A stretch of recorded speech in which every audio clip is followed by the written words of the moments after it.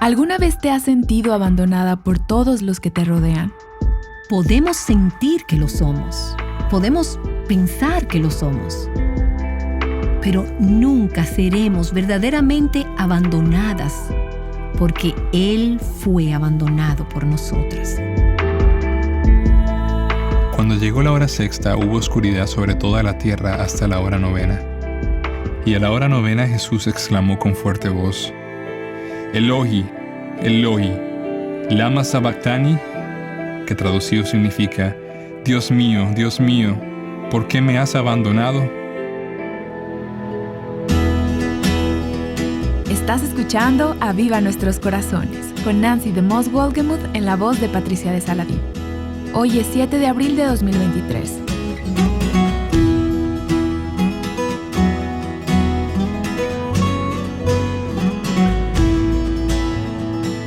Durante esta semana hemos estado creciendo en el conocimiento de la persona y obra de Cristo. Nancy nos ha estado llevando a lo largo de una serie titulada Redención Incomparable. Si te has perdido cualquiera de los episodios anteriores, escúchalo a través de nuestro sitio web avivanuestroscorazones.com. Aquí está Nancy con nosotras. Durante las primeras 3 horas que Jesús estuvo en la cruz, allí en el Calvario, desde las 9 de la mañana hasta el mediodía, Jesús rompió el silencio solamente 3 veces. Que nosotras sepamos, sus primeras 3 palabras desde la cruz fueron en relación a las almas y a las necesidades de los demás. ¿Recuerdas cómo Él oró por el perdón de sus enemigos? Y Él aseguró también al ladrón arrepentido que iba a estar con Él en el paraíso. Además, Él proveyó tan maravillosamente y tan tiernamente para el cuidado de su madre. Ahora era el mediodía y el sol estaba en su punto más alto en el cielo. Quiero que sigamos el relato en el Evangelio de Mateo, en Mateo capítulo 27, mientras llegamos a la próxima palabra de Cristo desde la cruz. Mateo capítulo 27, comenzando en el versículo 45. Y desde la hora sexta, que es el mediodía para nosotras, hubo oscuridad sobre toda la tierra hasta la hora novena. Desde el mediodía hasta las 3, esta es la segunda mitad de las 6 horas que Jesús estuvo colgado en la cruz. Así que Él dijo esas 3 primeras palabras, atendiendo a las necesidades de los demás durante esas horas matinales. Ahora tenemos el sol en su cima, y ahora llega la oscuridad sobre toda la tierra durante esas 3 horas, desde el mediodía hasta las 3. Un comentarista dice: Jesús había concluido con el aspecto humano, terrenal de su obra. Y apropiadamente la naturaleza parecía ahora despedirse de Él. Y lloró la partida de su Señor. Como puedes ver, incluso la naturaleza participó en lo que estaba ocurriendo allí en la cruz. Ahora, el texto no nos dice cuán extendida estaba la oscuridad, si era solo esa región o si se trataba de una oscuridad universal. Hay varias anécdotas en escritos extrabíblicos que sugieren que la oscuridad puede haber ocurrido en todo el mundo. Y vamos a echar un vistazo más de cerca a este oscurecimiento sobrenatural del sol la próxima semana, cuando estudiemos los 4 milagros del Calvario. Pero quiero detenerme aquí solo para decir que no era solo la tierra que estaba en oscuridad. Aquí vemos la negra oscuridad en pleno mediodía, que es una imagen, creo, y un símbolo de la oscuridad que cayó sobre Jesús durante esta difícil y dolorosa parte de su obra redentora, desde el mediodía hasta las 3 de la tarde. Él ya había sufrido cruelmente a manos de los hombres, y ahora, durante estas 3 horas, iba a ser sometido a la mano de Dios. Jesús, la luz del mundo, se hunde en una profunda e intensa oscuridad de cuerpo, alma y espíritu.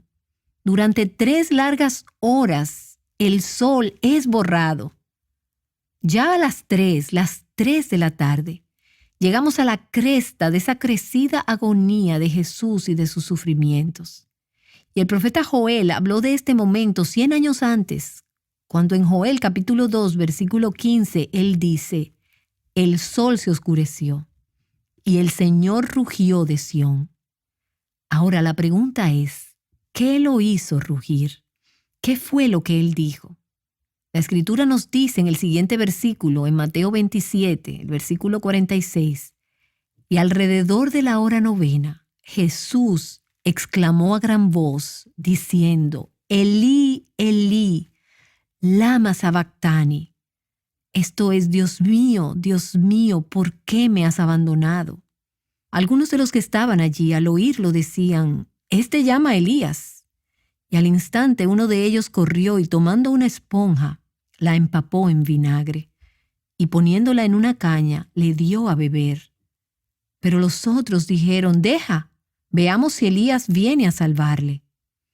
Así que ahora son las 3 de la tarde y la tierra ha sido cubierta, al menos esa región de la tierra, si no la totalidad de toda la tierra, ha sido cubierta en oscuridad desde el mediodía hasta las 3. Son las 3, la hora en que los sacerdotes en los templos cercanos estaban clavando los cuchillos en los corderos del sacrificio de la Pascua.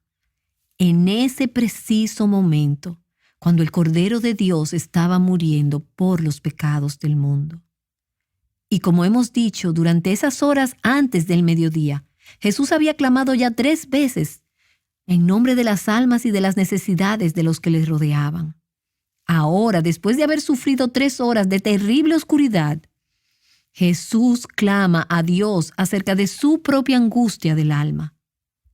Y yo seré la primera en decir que después de pasar semanas estudiando y reflexionando y meditando en este pasaje, que esto es un misterio.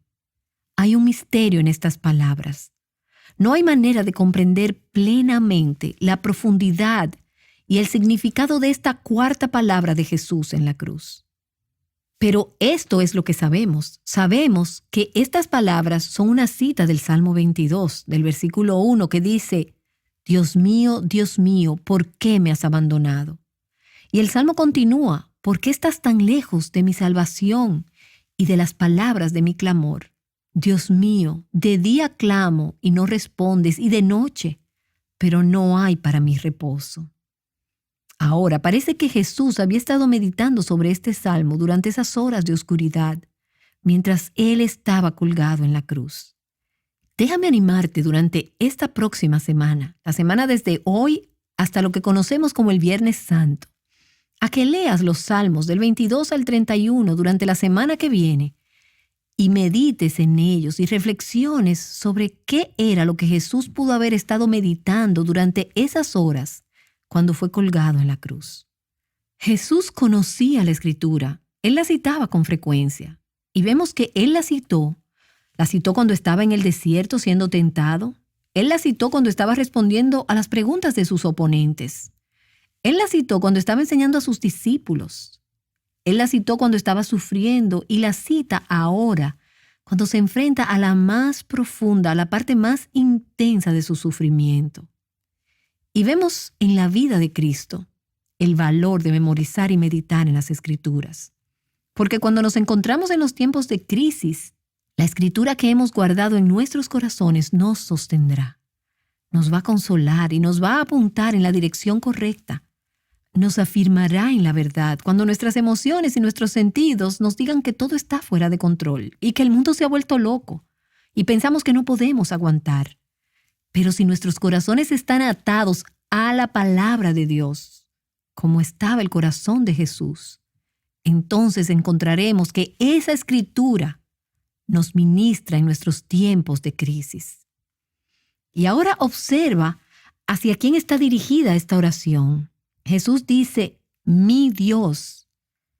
Ahora te voy a recordar que en su primera oración desde la cruz, Él oró, Padre, perdónalos. Y vamos a ver la próxima semana que su oración final, Él oró, Padre, en tus manos encomiendo mi espíritu. Pero en este momento, cuando sus sufrimientos eran más intensos, Él no llamó a Dios, Padre. En cambio, Él clamó, Dios mío. Y esta es la única vez registrada en toda la Escritura que Jesús se dirigió a Dios como Dios en lugar de Padre. Y eso es claramente porque en este momento Él estaba experimentando un profundo sentido de alienación y de abandono de su padre. La poetisa Elizabeth Barrett Browning lo dijo de esta manera: el grito del huérfano Emmanuel ha sacudido el universo. Emmanuel, Dios con nosotros, se ha quedado huérfano y su clamor ha sacudido el universo. Y al hablar de la cruz, sobre todo en esta época del año, a menudo nos concentramos en los aspectos psicológicos o en los aspectos fisiológicos de lo que Jesús sufrió. Pero quiero recordar que la crucifixión era común en la época romana. Leí recientemente que alrededor de 30,000 personas cada año eran condenadas a muerte de crucifixión durante ese periodo, por lo que hubo otros 30,000 en ese año solamente que sufrieron dolor físico igual o mayor, mereciéndolo o no. Así como fue de horrendo el sufrimiento físico que Jesús soportó, ese sufrimiento no se compara con el sufrimiento espiritual. Y es ese sufrimiento que hace a Jesús incomparable. Otros han sufrido físicamente, muchos otros a través del tiempo, aunque la mayoría de nosotras nunca va a sufrir físicamente en esa medida. Pero aún así es posible. Pero nunca nadie ha sufrido en la forma en que Él lo hizo espiritualmente y en lo que vemos expresado en esta palabra en la cruz. ¿Cuál fue la naturaleza de ese sufrimiento? Fue la separación de su Padre, de quien nunca se había separado ni un solo segundo en toda la eternidad pasada. Proverbios capítulo 8 dice: yo siempre estaba con Él, todos los días a su lado. Él nunca había sido separado de su Padre. Siempre había hecho solamente la voluntad de su Padre. Y ahora esa comunión es quebrantada. Hay una brecha que Él nunca había experimentado antes. Nunca antes Él había tenido a su Padre lejos de Él o con los oídos sordos a Él. Jesús había sido abandonado por los demás. Él había sido abandonado por sus propios discípulos. Pero nunca, nunca por su Padre hasta este momento. Hasta este momento, cuando los demás no lo comprendían o lo habían abandonado, Él había dependido siempre de la cercanía y de la comunión con su Padre. Y era allí donde Él iba, allí encontraba refugio. Pero ahora ese refugio ya no estaba disponible para Él. Otros podrían reclamar en sus momentos de sufrimiento la promesa del Salmo 27, del versículo 10, porque aunque mi padre y mi madre me hayan abandonado, el Señor me recogerá. Pero a Jesús se le negó esa disposición que estaba disponible para todos los demás. En este momento, Él estaba completamente solo y abandonado. Y permíteme decir, entre paréntesis, que nos afligimos por la cantidad de sufrimiento físico y emocional y el abuso que existe en este mundo. Y eso debe preocuparnos. Pero quiero recordarles que por mucho, el mayor tormento que cualquier ser humano jamás podrá experimentar en el tiempo o la eternidad es el estar separados de Dios por toda la eternidad. Es mucho mayor que cualquier sufrimiento o necesidad física. Así como nos preocupamos por las necesidades físicas y emocionales y psicológicas de las personas, y mientras estamos preocupadas por las injusticias en este mundo, como deberíamos estarlo, recordemos que el que un alma esté eternamente separada de Dios es el mayor tormento. Es por eso que hemos sido comisionadas para compartir las buenas nuevas, el Evangelio, con las personas, para que ellas no tengan que estar separadas de Dios por toda la eternidad. Porque Cristo soportó la separación por nosotros. Así que Cristo está soportando esta angustia indecible y el tormento y el sufrimiento por la separación de su Padre. Y sin embargo, en este grito de angustia, también escuchamos sonar una declaración de fe inquebrantable cuando Él dice: mi Dios, Dios mío. Hay una seria intencionalidad allí, como Él usa ese nombre, Él, el nombre de Dios, que hace hincapié en el poder y en la fuerza de Dios. En medio de su agonía, experimentando la separación de su Padre, Jesús todavía clama a Dios. El rostro del Padre ha sido eclipsado, sí, pero Jesús sabe que Dios sigue ahí y que Dios tiene el poder de sostenerlo a través de esta experiencia. Él todavía está confiado. A pesar de que él exclama todo lo contrario, todavía está confiado de que Él es mi Dios. Así que es un grito de angustia, sí, pero no es un grito de desconfianza. O como dijo un comentarista, es un grito de dependencia, pero no es un grito de desilusión. O como lo dijera Charles Spurgeon, oh que pudiéramos imitar esto, aferrándonos a un Dios que aflige. Confiar en Dios y aferrarse a Él cuando no puedes ver, cuando no puedes oír, cuando no tienes fundamento en tus emociones para pensar que Él está ahí. Aferrarnos a este Dios que aflige. Así como Jesús clama con angustia y tristeza y dolor. ¿Por qué? Al mismo tiempo, Él no duda por un momento la realidad o la bondad de Dios. Incluso cuando ese Dios está castigando a su Hijo por los pecados que Él no cometió. Ahora, la respuesta a esta pregunta, ¿por qué me has abandonado?, se encuentra de nuevo, otra vez, en el Salmo 22, que es el pasaje que Jesús estaba citando aquí. Y leí antes los 2 primeros versículos. ¿Por qué me has abandonado? ¿Por qué estás tan lejos? ¿Por qué no contestas? Pero el versículo 3 nos da la respuesta. Versículo 3 del Salmo 22. Sin embargo, tú eres santo. Santo, Dios es santo. Y en la cruz Cristo estaba cargando nuestro pecado.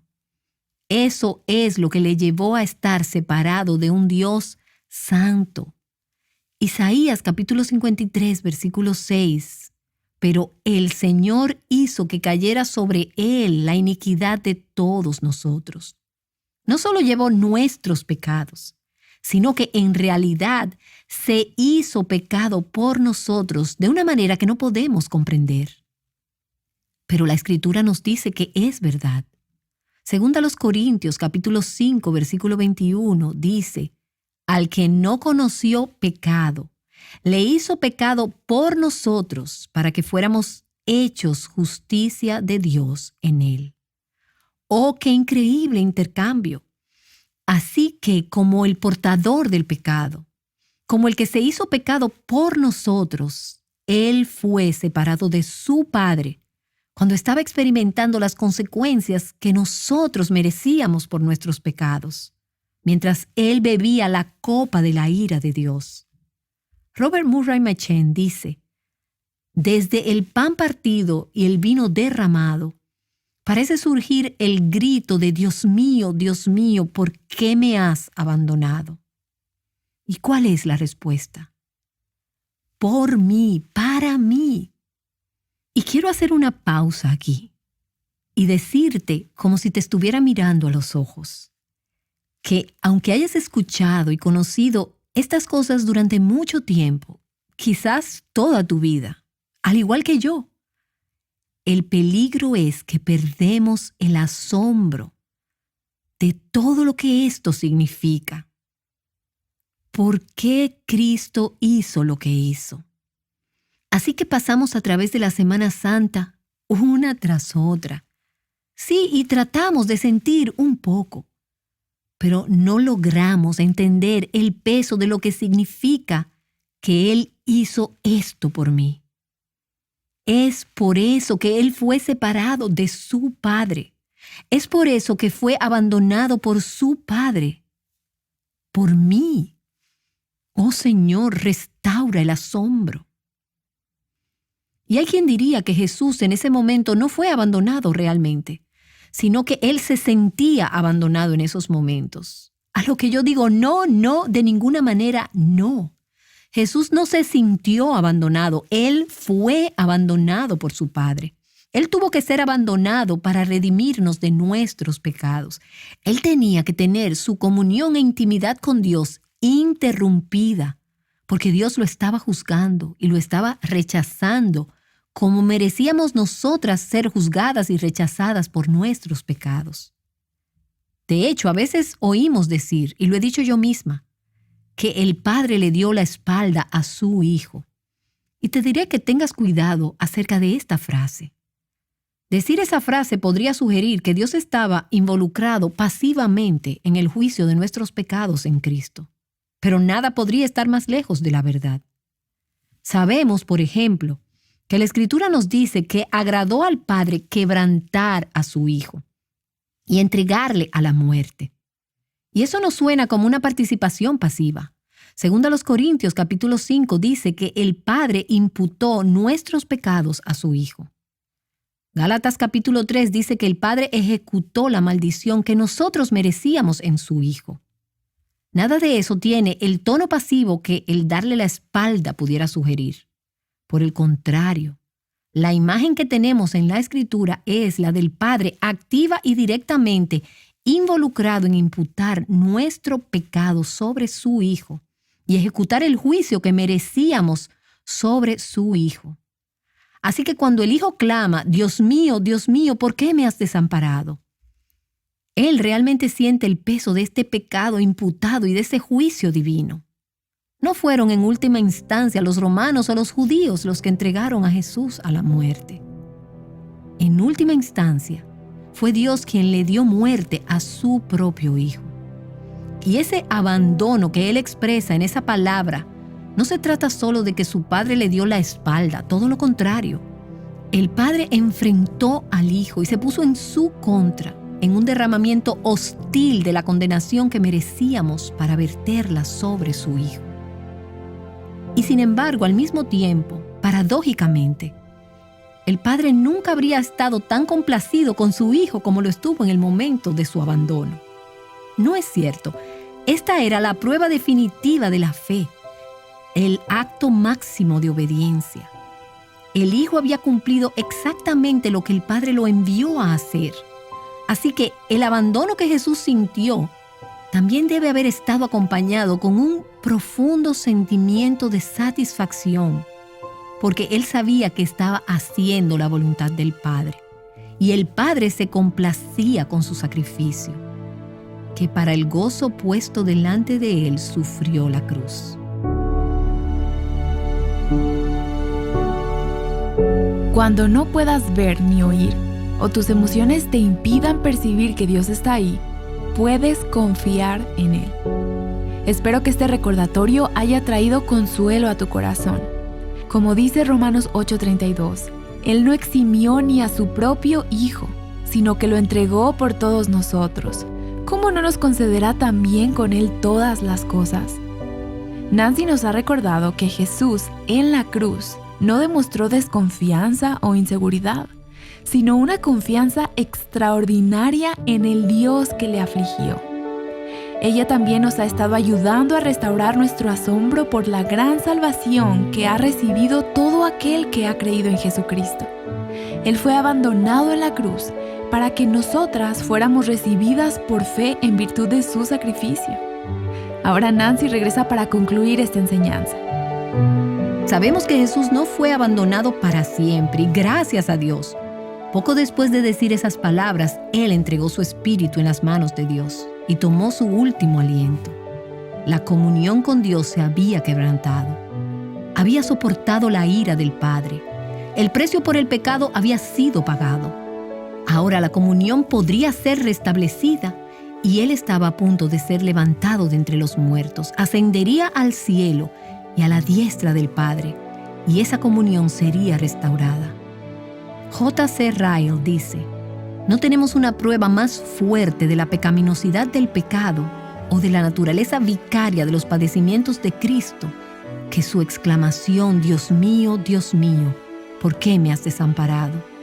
Es una exclamación que nos debe despertar a odiar el pecado y nos debe animar a confiar en Cristo para huir hacia la misericordia de aquel que soportó la ira de Dios el juicio de Dios contra nuestro pecado. Él fue desamparado por Dios a causa de nuestros pecados.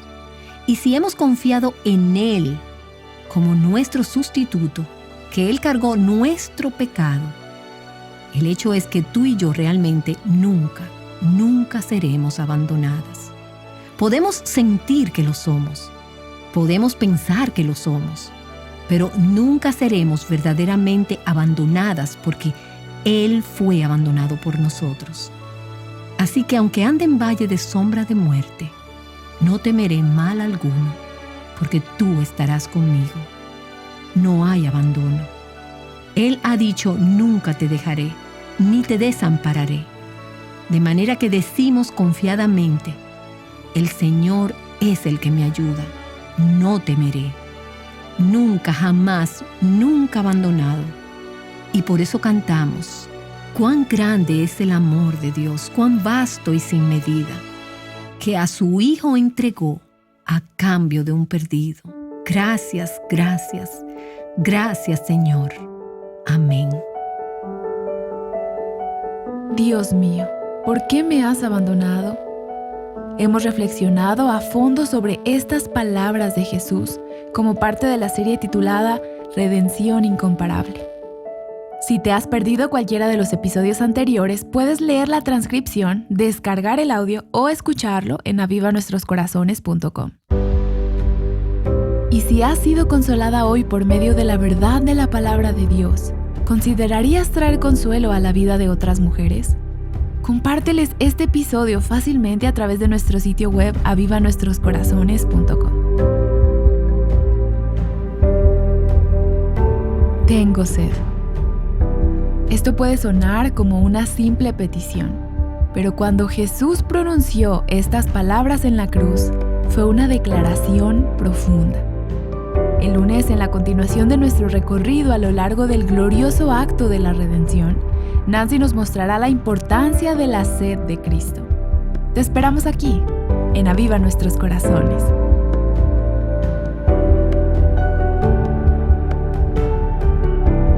Conociendo al Redentor.